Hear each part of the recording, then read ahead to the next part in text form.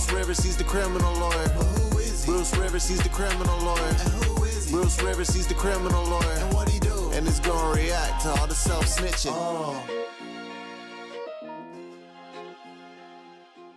Hi, this is Bruce Rivers. Welcome to another fun-filled episode of Criminal Lawyer Reacts. I'm Bruce Rivers, board-certified criminal defense attorney. Been doing this for a long time, well over 20 years. So today we are reacting to the Melly, giving you a little Melly update.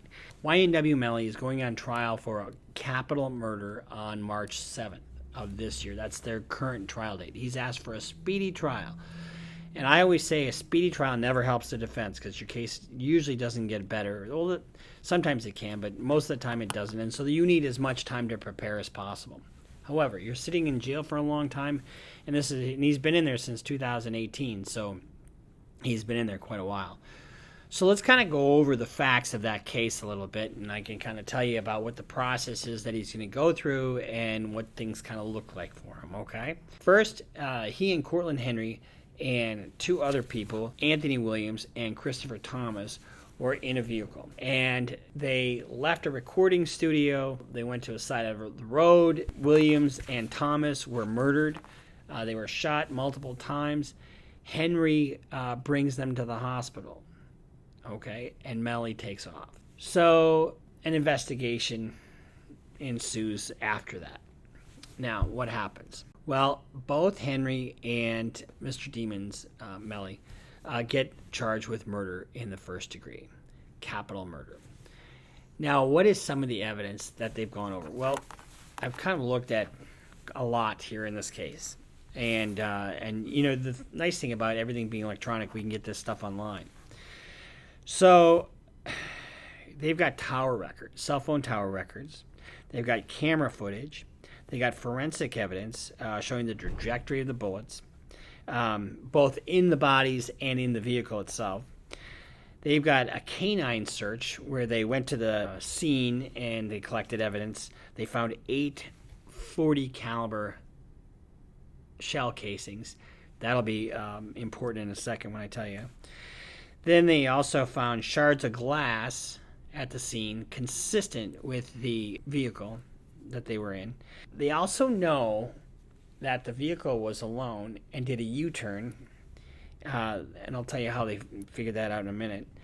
And they show that the trajectory of the shots came from left to right, and the trajectory of the shots that were on the outside of the car were right to left. So it's completely contrary to things that some of the people said. What we have here is a case that's going to trial, and there have been some motions that were recently filed. Let's just talk about the process of a trial first, okay? So you have a trial, and in Florida, you know, they do all the discovery in a different way. They have depositions of everybody, and you take everybody's deposition. You kind of have a better handle on what your case is going to look like after you take everybody's deposition. We here in Minnesota don't do that. We don't have any kind of rule like that unless there's special circumstances, like somebody's dying or something like that. So, or they're going to be unavailable for trial. Anyway, so in this case, they did that, except for 2 witnesses, Melly's girlfriend and her mother. They were not deposed. And Melly has filed a motion to exclude their testimony. They filed a motion to compel their address, and they wound up getting that address, so they didn't even have to have that hearing.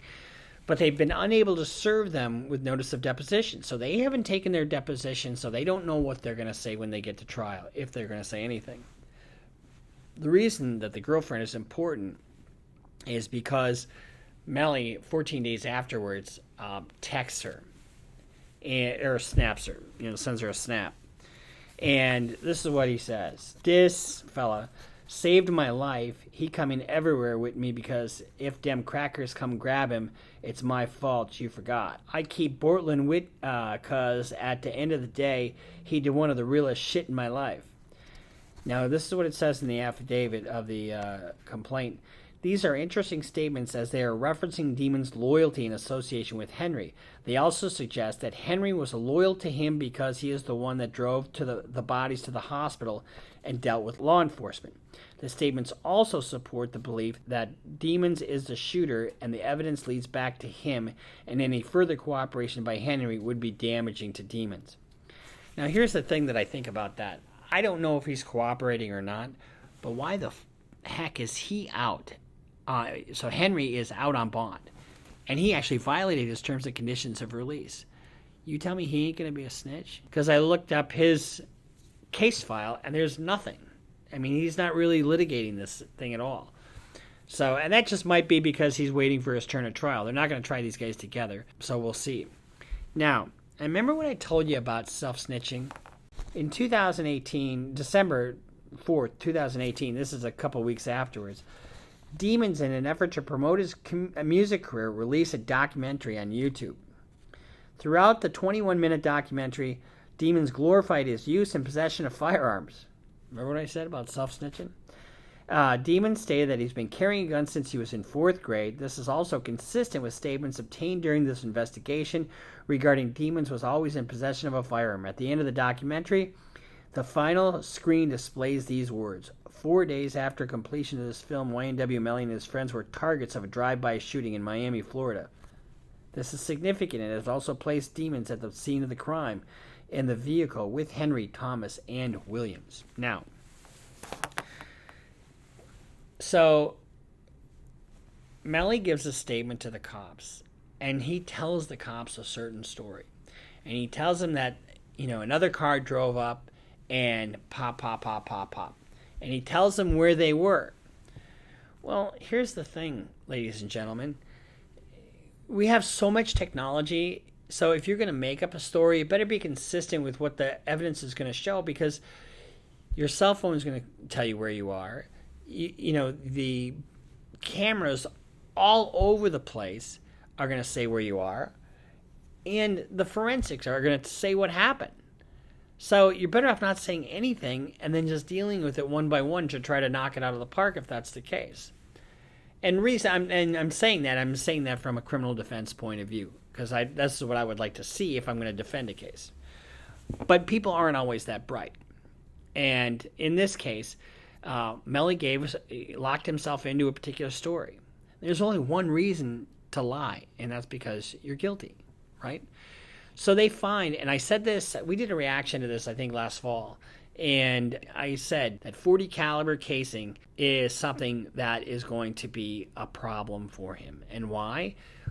If there's a drive-by shooting, why would there be a casing that matches perfectly the casings that were on the outside of the vehicle? Why? I don't know. Because that just shows that they were shot inside the vehicle. Now, both of these young men had bullet wounds to their head and to their torso. And if you remember where they were sitting, Melly was in the rear seat on the driver's side. Okay? Both people were shot, and their wounds went from left to right. And the evidence is more consistent with them being shot inside the vehicle. And then when they did the analysis, they had a dog, and the dog took them to a particular spot, and they found 8 casings and glass, which was a different spot than where Melly said this happened. And all the bullet holes were on the right side of the vehicle, the 8 shots. And they were all from right to left, making it look like it was staged, okay? And so when you have all this mounting dishonesty and the things that just are not adding up for Melly, and it's a mountain of evidence. It's, the affidavit's like 14 pages long, and it is pretty clear that they've got him where they want him. But they could always want more evidence, right? Well, they had cell phone tower records, and the cell phone tower records show exactly their path, and it was not the same path that Melly said to the cops. They've got camera footage showing who was in what car when. They've got forensic evidence showing the trajectory of the bullets, and they also have the trajectory of the bullets inside the vehicle that came from outside the vehicle. So what they do is they take these poles and or strings, and they just follow it to the exit. They have it coming in the door, and wherever it goes, that's because it's a straight line. It's not consistent with what the other wounds are. They also show that the vehicle made a U-turn and then went in a different direction than Melly said it did. And there's no evidence that there was another car right next to him. You know, I always like a good fight in court. I absolutely do. And this is a death penalty case. This is a very serious case. You know, I'm hoping he's got a better shot than what I'm saying, but I'm just kind of going by what the court filings have been and going by what I think is going to happen here at this case. So what happens now, you know, Melly's filed this motion to exclude 2 witnesses because they weren't able to depose them, and he's ascribing some fault of the government on that. I don't know if that's going to happen or not. They filed a motion to exclude the death penalty because they're saying that the statute is overly broad and vague. And the grounds for it is that it's done with particular cruelty or premeditated murder without any moral justification whatsoever. And so it's kind of a depraved, almost first-degree murder case. In order to be found liable for the death penalty, there's about 14 or 16 different aggravating factors, and you have to espouse one of those. And so they've done that, and so they'll litigate that part of it. So the way this works is they'll select a jury, and, you know, you have to ask a juror, you know, have you heard about this case? Can you be fair? You know, what's your background? You know, and it's going to take some time to actually do the jury selection. So once jury selection is done, and it's called jury selection, but it's really deselection because you're really kicking people off the jury because you can only kick people off who can't be fair. And you get certain preemptory challenges. Preemptory challenges are challenges when you can kick somebody off for any or no reason, but you can't kick them off. They have to be race neutral. Okay, so you can't kick somebody off because they're black or because they're Jewish or whatever. So once the jury's selected, the state gets up and gives their opening statement, and that's not an argument, but you can foretell what the evidence is going to show. Then the defense will get up and give their opening statement, or they can reserve until their case in chief. Then the state presents their witnesses, so they'll have Mrs. Jones testify, they'll have a forensic medical examiner testify, they'll have the cops testify, they'll have the criminologist testify, and then you cross-examine each witness as they come and testify. So when the state's done, they say, we rest our case, and then the defense makes a motion for judgment of acquittal in every one of these cases, and it's almost always denied. And then the defense can give their closing argument at that point and start their case, and then they put on witnesses, but they don't have to, and they can't be penalized for not putting on witnesses. And then you're going to have to see whether or not Melly's going to testify. And that decision a lot of times is not made until the last minute.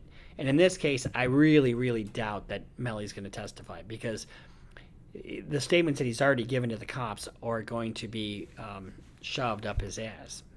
Now, here's the thing. His co-defendant, Henry, his statements cannot be used against him if they are tried separately.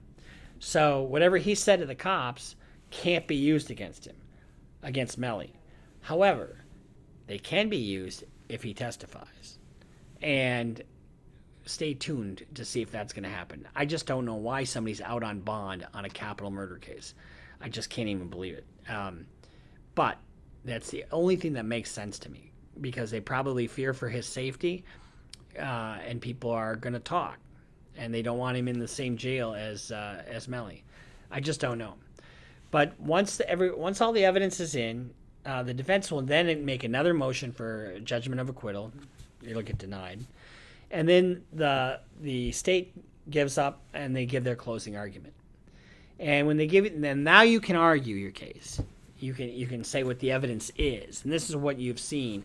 And this is why you should find him guilty, blah, blah, blah.